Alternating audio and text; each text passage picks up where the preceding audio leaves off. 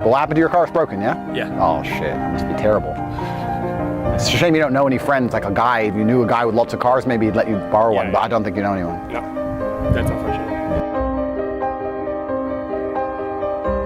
I was thinking of buying you a Lamborghini. I know what you're buying Alex a Lamborghini. Why the fuck would you buy Alex? Wait. Why the fuck would you buy Alex a Lamborghini? Because he's my friend. Genuinely a joke. We don't need to buy him a fucking car. Yes, we do.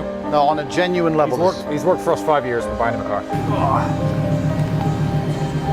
Well, sit inside, see if it fits you. When I first bought mine, I drove it from England to Italy back to Romania, so I know it very well.